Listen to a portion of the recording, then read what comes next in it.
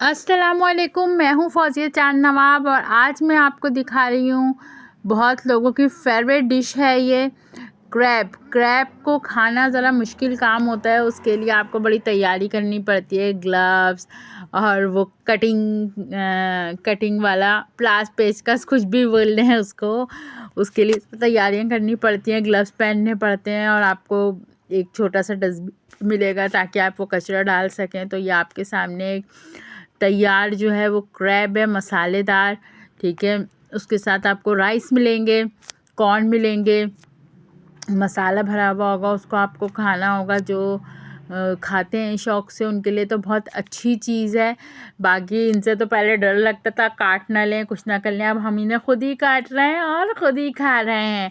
तो जो खाना चाहते हैं वो पहुंच जाएं क्रैब रेस्टोरेंट। और ये देखें सब लोग खा रहे हैं, ये देखें जी, ये टक करके तोड़ा और डस्टबिन में फेंका और खाएगा। ऐसा खाना है, पहनना खाना भी इसको सफाई से है, हाथ ख़राब नहीं होंगे, ग्लव्स पहनने।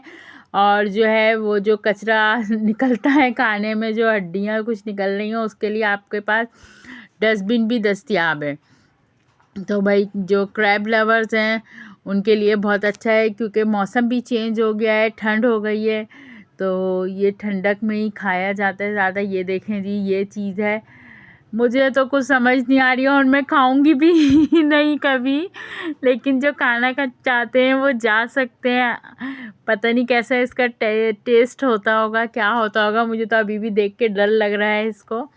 ये देखें राइस जो है बिखरा है, उनको टेबल पे बिखरा दिया। एक ऐसा खाना है इसमें आपको सर्विंग के लिए किसी ट्रे किसी चीज़ की ज़रूरत नहीं होगी, ये डायरेक्ट टेबल पे फेंका जाएगा। जी जी, टेबल पे डाल दिया जाएगा और आपको उसने चुन चुन के खाना है। तो जाइए और खाइए, एंजॉय कीजिए और मेरे चैनल को लाइक कीजिए, सब्सक्राइब कीजिए, शेयर कीजिए। I need your support. Thank you, अल्लाह हाफिज़।